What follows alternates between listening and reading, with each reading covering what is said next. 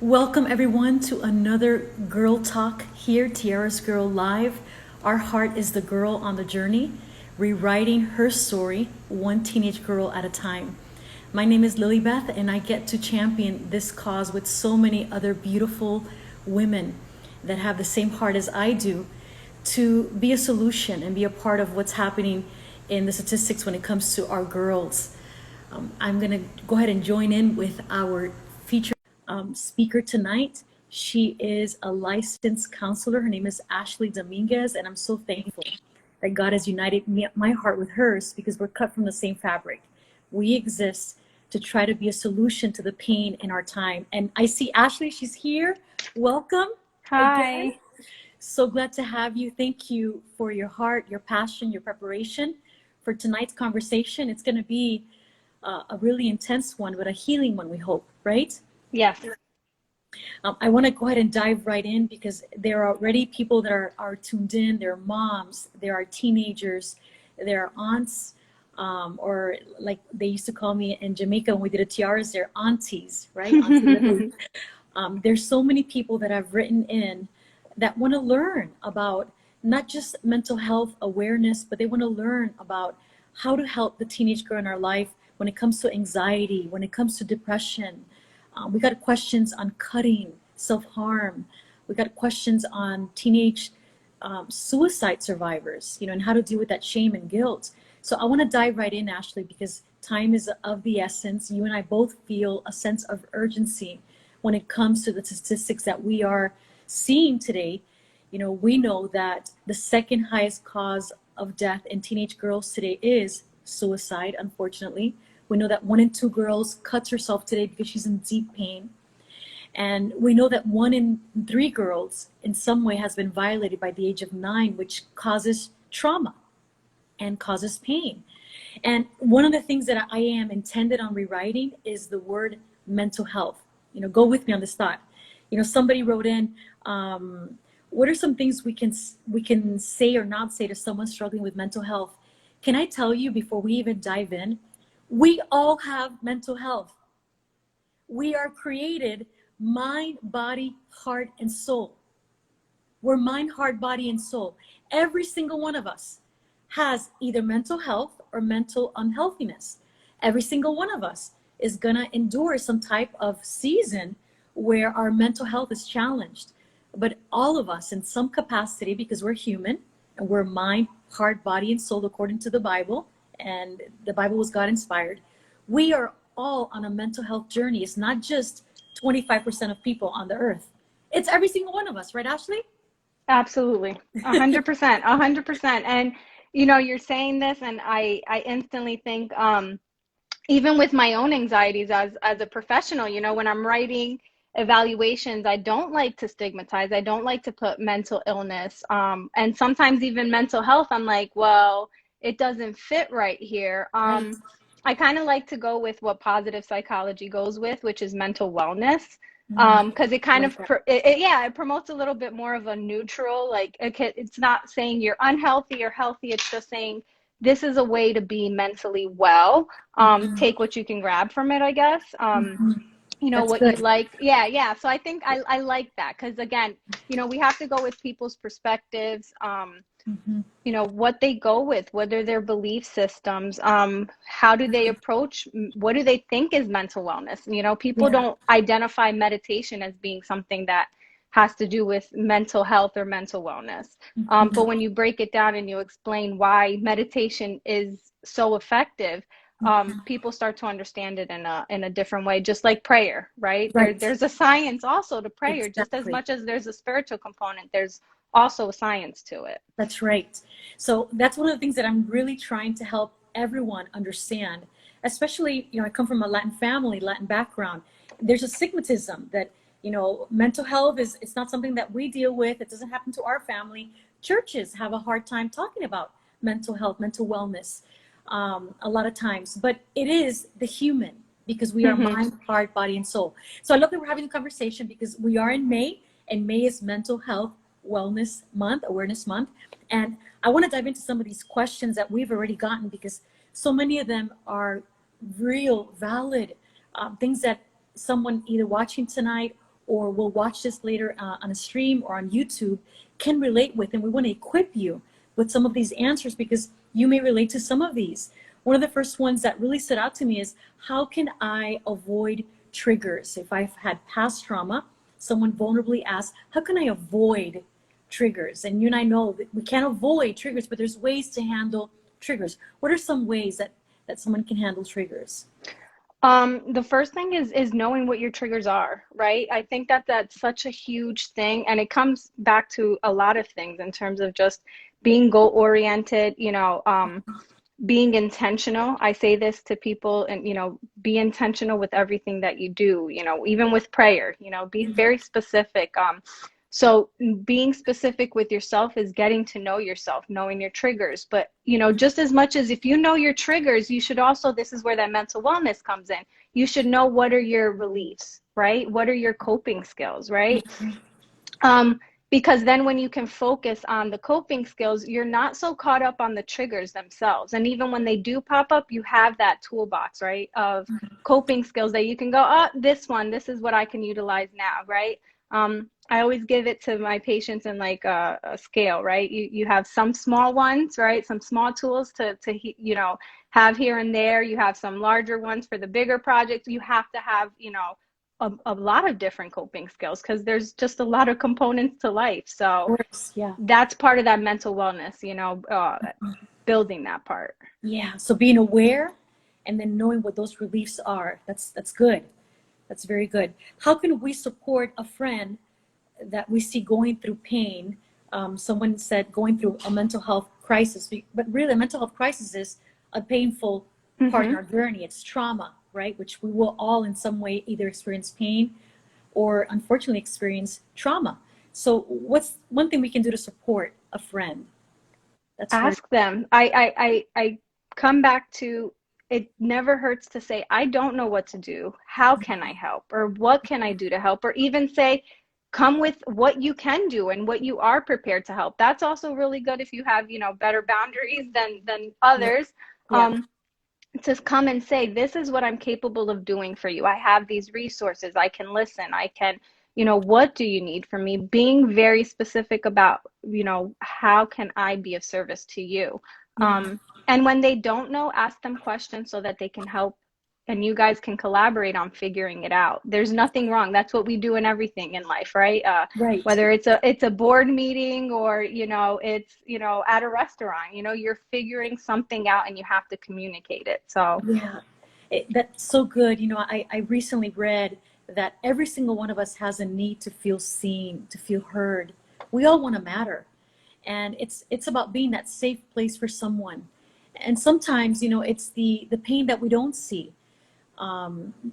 Making sure that if you do sense something, just be that safe place for that someone. Ask them, not how are you doing on social media, how are you really doing? How's the girl inside? Is sometimes how I approach it, right? But making sure that we're taking time, we're pausing this race we call life to see someone, meet them where they're at.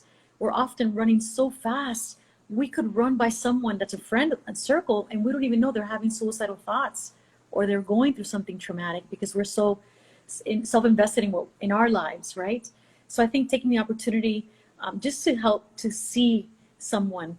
I have three arrows, three children, and I'm always telling them, one of the most important things I can ever teach you is that to make sure that when you look in the mirror, you see other people in the mirror, that you just don't see yourself, because we have enough selfish people on the planet. We need some selfless people on the planet that can see others, right, and pull someone with them. So I think that's important. I want to go to anxiety to leverage our time, because I know, as someone that's worked with teens now for 2 decades, both in ministry and then of course our nonprofit TiarasGirls, anxiety is very real. And we know that 1 in 2 women by the age of 25 is on medication, as statistics that I read in the US, for some type of anxiety. So what are some things that we can do with our anxiety when we feel it rising, or we see a girlfriend that has anxiety? What are some things we can do from someone that's professional and equipped like you are? back to just being real, coping skills, authentic, like think of yourself, when you talked about that reflection in the mirror, like, what do you like? If that's your friend and you guys, there's something in common there. There's something that you guys can come together on to do, whether it's dancing, whether it's screaming together. I tell people to scream all the time and they look at me like I'm crazy. And I'm like, well, let's be honest. When was the last time you had a really good scream and nobody judged you or thought you were like psychotic or having a mental break? It's okay. Go ahead, scream. And people always go, if you see it, when they have, an argument or a temper tantrum or they say something mean, it comes out and instantly they go, oh, I felt better. Well, yeah, that's because you needed to get something out, right? Yeah. So that's energy. I tell them, if you want to look at it as energy, whatever it is, but you have to get it out. So then, get it out, whether it's running, exercising, something, you need to exert that energy somewhere, right? So what does that look like for you? So going back again to what makes you happy, what makes you feel good, where do you see that you get a little bit less stress? Where does your body feel more comfortable? Go to those components, right? Go to those areas, whether it's the beach, whether it's for a walk. 10 minutes can do wonders for people. Just breathing, it literally makes the difference between what parts of your brain are going to work when you're breathing. Yeah. Which is important for thinking. So again, we have to just, the small things, taking a moment to say, I have to reflect on this, or what is going on, or let me just, journaling is one thing that, I love. Texting, people do it back and forth, but really it's journaling emotions, so find your resources, find, those people that can have that and say, hey, I just need to vent. Can you listen to me for 5 minutes? Right. That communication point is important again. Right, because we have a need to feel heard, feel seen. I'm thinking of all the things that I've shared, even with the close teens in my life. Find that happy place. How do you cultivate joy? What brings you joy? Is it a nature walk? Is it a hike? Is it sitting under a tree with a book? Is it soft music? Finding ways to really calm, soothe yourself down, because we are mind, heart, body, and soul. And also finding that safe place is important. Now, I found it interesting. Somebody wrote in a DM or a comment, what are some things not to say to someone that is either battling anxiety or is having an anxious moment? What are some things we should not be saying to that person? Okay, so I'll take the breathing, for example, right? There's a difference between telling someone, hey, breathing is really good for you right now, as to, just take a breath or just relax. Those things, the way I always tell people, sometimes messages are really, really good. They're important, but they get lost in the delivery, right? If it's given to someone in a certain way where it's coming off as judgmental or critical or, too pushy, then the person receiving it, they're going to get defensive. It's going to be hard for them to hear your message, regardless of how true your message is or how useful your message is. So I always, just like you're telling someone else and recommending them to take a minute to pause and think, encourage yourself to do that before you say it. If you really have something important to say, jot it down a few times. Just like, you went to school and you had to edit your rough drafts and stuff, do that with your questions, so that way they come out a little bit more filtered. We can use that a little bit more in society. Like, just slow down sometimes. So yeah. So that, that presentation of how you're saying things is important too. Yeah, being sensitive, being considerate. Today you can be on the mountaintop, but the valley is just a few steps away. Sometimes we're the ones on the mountaintops, they're in the valley, but then it's going to be reversed. And we want to make sure that we're being considerate. I think that from here, it would be a great way we've talked about anxiety, which 1 and 2 girls will wrestle with. We've talked about triggers, not avoiding them, because it's the truth is to be aware of them, and then you have to process through them. It's called desensitization. So if anybody wants to look into like more specifically triggers, because you could have triggers that are specific to a phobia, like a car, right? Or Right. something very, even, sexual trauma, and coming into your body and being comfortable again with your body. That's something that's very significant. Very. And what we have to do is desensitization. So we go through it slowly, you Mhm. introduce, stimuli, whatever's, bothering them or giving them anxiety, slowly, so that they start to get more comfortable with being exposed to whatever's triggering them, or that trigger. So, Yeah. you know, there's different ways that they can also be looking up, and some good resources out there on step-by-step guides on how to do that. Yeah. That's good. Well, I think that from here, there was a question that someone shared so vulnerably. I think we should go there next because so many of us won't. We'll either encounter someone in our lives, in our direct circles, that has either attempted suicide or has contemplated suicide. The person could be closer than you think. They've either contemplated it, but you'll never know it. And then there's people from afar that we've lost, of course, like Kate Spade and Robin Williams, who are so known. Every time Miss Doubtfire comes on, I know that my own arrows think about, Robin Williams taking his life.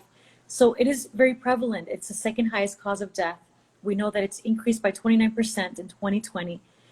We had someone vulnerably write in that they are a suicide survivor and they're still dealing with the guilt and the shame. How can they move forward? What are some things that we could equip this person with? And maybe someone is listening or watching this at a later date that could help someone that is dealing with that guilt and that shame, or they themselves are dealing with the guilt and the shame. I think first and foremost, just being able to talk about it and being vulnerable around it helps with the guilt and shame. It goes back to the triggers, right? You can't avoid something and expect to kind of learn how to deal with it. Right.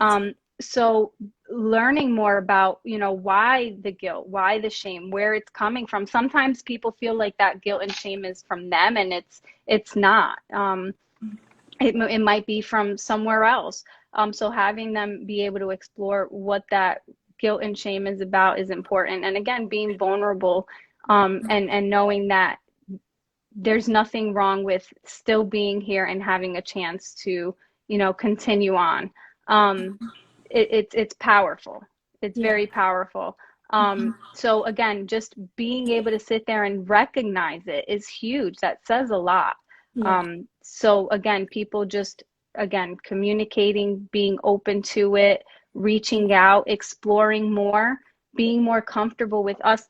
Just this conversation today, back to like coping skills and being a Hispanic, there's a great show that I really do recommend. It's called One Day at a Time. Some people may have heard it. There's an older version, there's a newer spinoff of it, but Mhm. it does such a beautiful job at looking at mental health and some of these tough conversations, and how to be more accepting and open in families to Mhm. talking about this, because that guilt comes from also having to hide.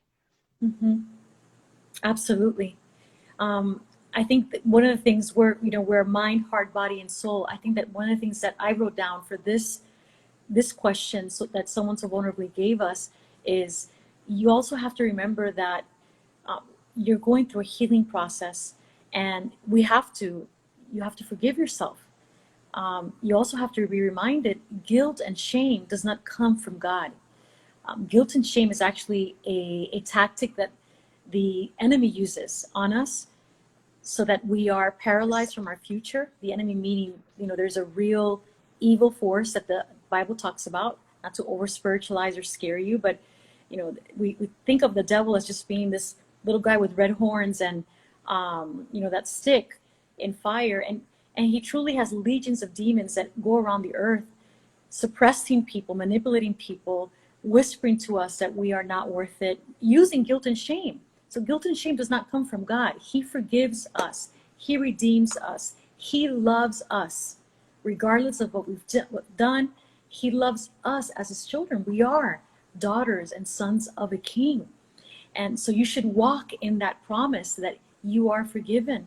And whenever that whisper comes about or you feel that guilt and shame coming through, just lift your head up high and be reminded of who you are and whose you are. You're God's child and he loves you. He has created you with a great purpose. And that's what I love about our conversations here at Tiara's Girl.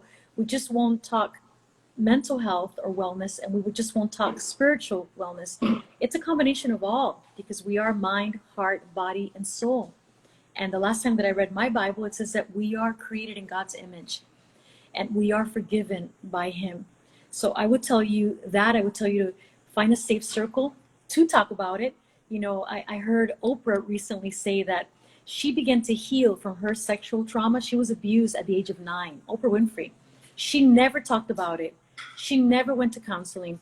Most girls don't have the words to really articulate what happened to them. They don't have the language to say what is happening to them, how they feel. Most of girls will never bring it to light, like she never did. Oprah brought it to light during one of her shows, during one of her segments. When somebody else was talking about their trauma, their sexual abuse, she felt safe to go ahead and bring her story to life. And she said that that was actually the beginning of her healing. Why? You cannot heal what you don't acknowledge. And whatever you keep in the dark, it's going to grow and fester and grow mold and never heal. So when you bring it to light, then it has an opportunity to heal. During this whole COVID pandemic, we kept hearing that sunlight is a disinfectant, right? Sunlight is a disinfectant to a lot of the trauma, the pain, that meaning bringing it to light, not literally the sun, but just bringing it to the sunlight. It's literally a disinfectant. It stops the corrosion. It stops it festering, growing into shame and guilt and paralyzing us.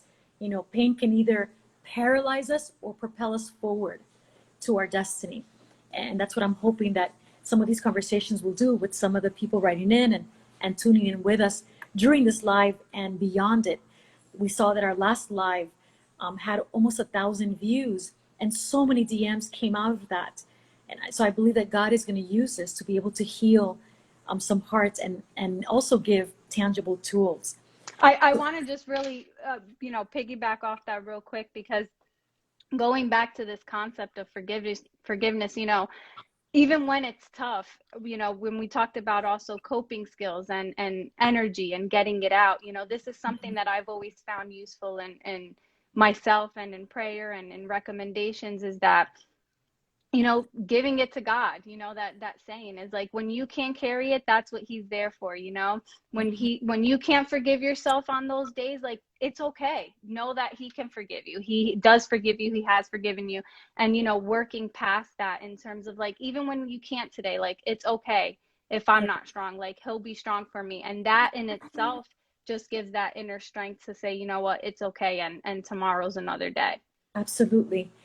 There's going to be seasons where you're literally just going to be able to handle one sunset at a time, and it's okay.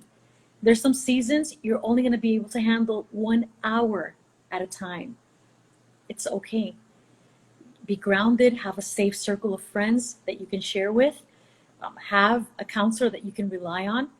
They are prepared, equipped. And like I always remind all the girls around me, you have access to the one that created you 24/7. We over spiritualize prayer. Prayer is simply talking to God, the one that created us, the one that knows everything about us, everything painful, everything joyful.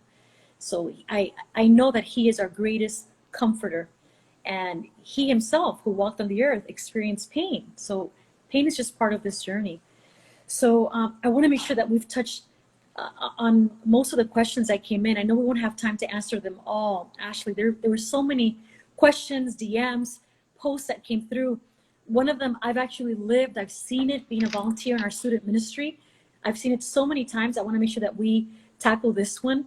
Okay. A mom found out, she said she saw cuts in her daughter's arms. What should she do? What should her next step be if she sees these cuts? She's been apprehensive to, I guess, confront her daughter.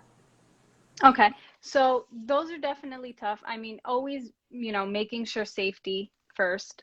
So one of the biggest things that people deal with is this apprehension of not wanting to make things worse, right? But sometimes we have to really evaluate what's going on, because avoiding can be just as bad, right? It can be worse, and sometimes is, fatal, literally, Yeah. in these cases. So it's one of these things where, again, what makes this topic so hard is it is such a case by case and situational basis. You know, there's not a, you know, one size fits all, or one remedy to it all. Um, so, you know, just being logical about how to safely approach the situation, and knowing that it does need to be approached, because these are symptoms, right? I always tell people tears, cuts, burn marks, these are symptoms. These are like cries for help. Yes. This is anxiety manifesting itself. This is a Yes. problem manifesting himself. Anger, anything that we do, any emotion is a manifestation of something. We just have to look for what is it trying to say to us. So So good. again, those asking those questions, and I don't know what to do, but I'm here to help, and this is something we have to figure out. And you know, I'm here to figure it out with you in the best way that we can. And knowing what your resources are, knowing the hotlines, knowing, you know, the community resources that you have available, all of those ahead of time.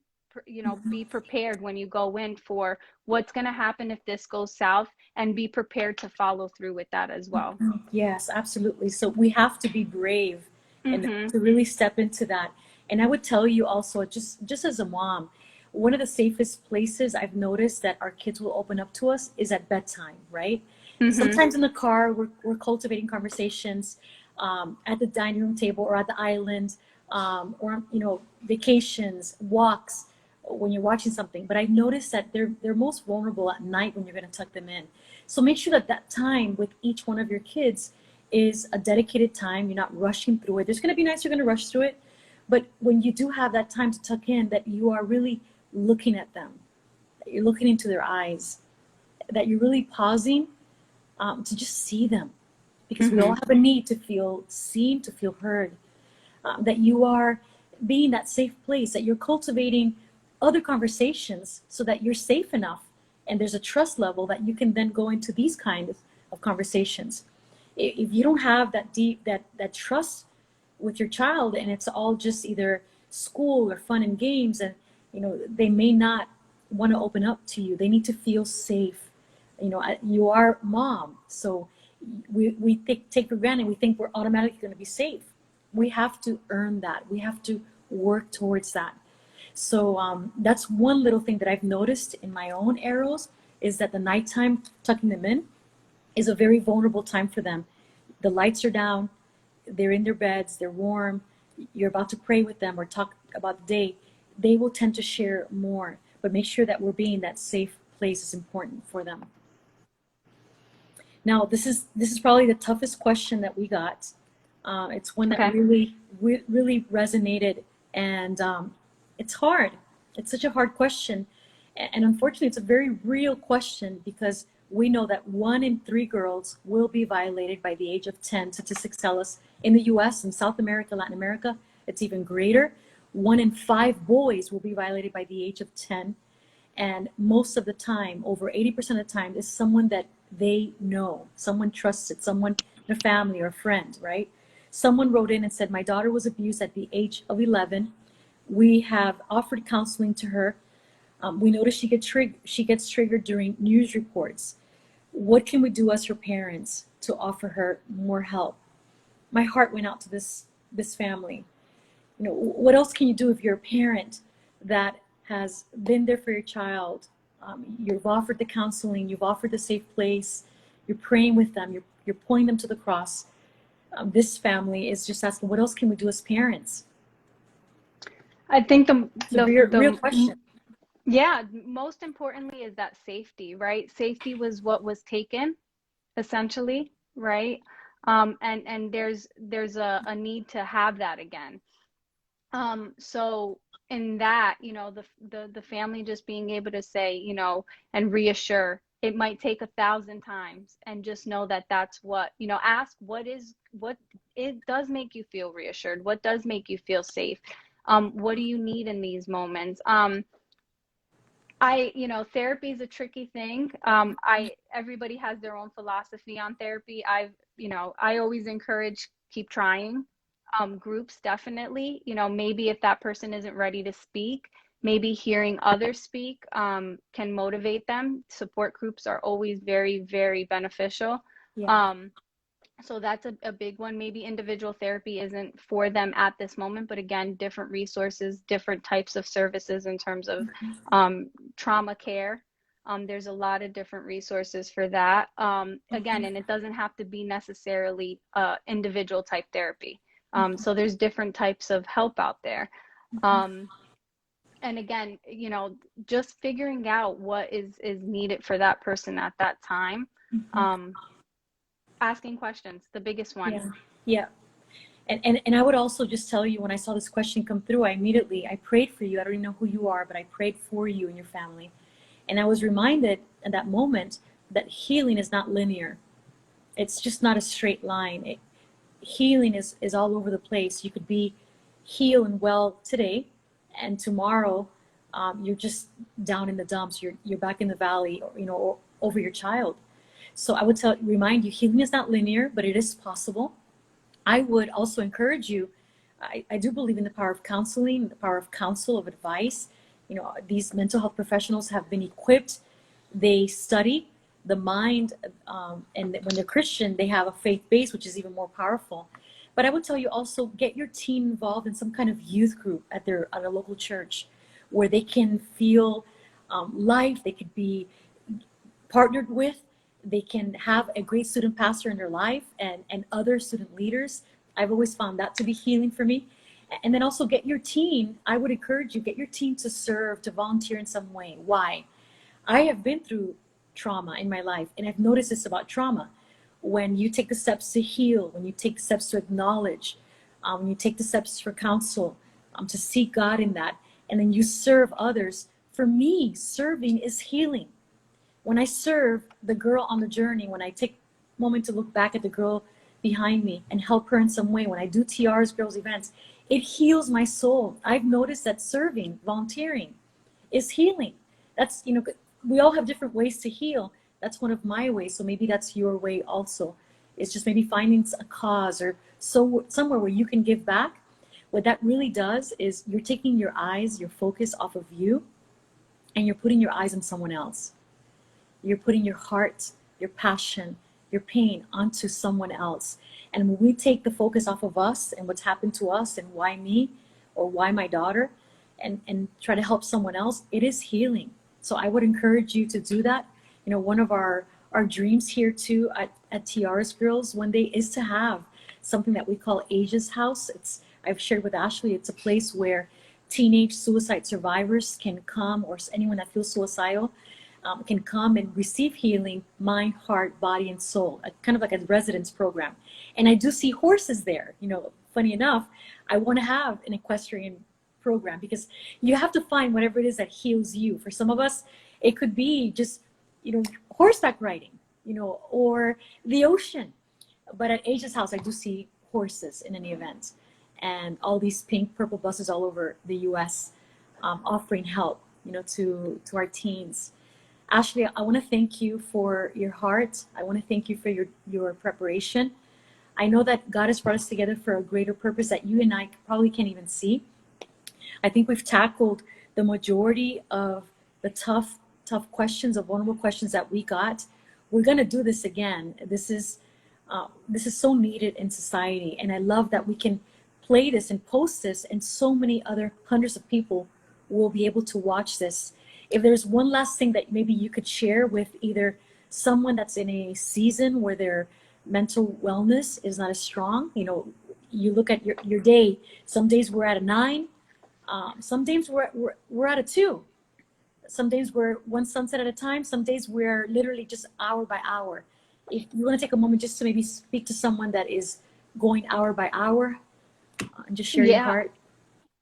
To just, you know, it's funny that you brought it back up, and just goes back to, you know, everything is meant to be and come back around in full circle, because in my notes, I had wrote specifically about seasons, and how, you know, when we look at things, perspective is always important, right? And I thought of, you know, that there's always that tree that's like bare, you know, there's no leaves on it, and then it's reflected of its roots, right? It's an exact Right. reflection at that moment, but nobody stops to look at it. Nobody stops to admire it. there's nothing, that doesn't have any leaves on it. There's no color. It's naked. But yet, but it is still, it's thriving. It's getting its nutrients. It's surviving. It's not worried about anything. The roots are still growing. And, when time is ready, it is going to, thrive again, and it will be beautiful, and it will be exactly what it, needs to be at that time. And everything is timing, right? The right environment is conducive to growth, and, we can create that, and in due time it will come. Mm-hmm. I love that analogy. I am one of those crazy people that admires even naked trees. I have a whole folder on my album on my phone just with trees. And I can admire the naked ones as much as the flourishing ones, because it is about seasons. Life is about seasons. God is a God of order. When he created everything, it was in an order, and then he rested. So make sure that you're resting. Make sure that if you are right now in a winter season, it may feel like winter, it may feel rigid, just remember, joy comes in the morning. This season will not be forever. The sun is going to pierce through again, I promise you. The sun always finds a way to pierce through that storm. And spring is just on the horizon. It's almost here. So just hold on. Make sure that you are bringing safely to someone whatever's inside that's hurting you to light. Reach out to a safe friend. You can plug into a local church. You can DM us here at TiarasGirls. Ashley also does telehealth visits with so many beautiful people that just want to have safe counsel. And if you visit our website, TiarasGirls.com, there's so many resources there for you as a parent, for you as a teenage girl. We're also this summer, we're packaging our Tiaras Girl experience to be a digital experience with a royal box that you can pre-order for the teen girl in your life, where you can get our teenage conference designed with the girl in mind, her self-worth in mind, breakouts, a teenage devotional, and even a crown is in that box. Because our mission is to crown girls globally with the message of love, the truest love of all, which is God, and awakening her to who she is and whose she is. She is daughter of a king. The last time I read my Bible, Psalms 139 says that we are beautifully and wonderfully made. So make sure that you're not doing life alone, that you are staying connected.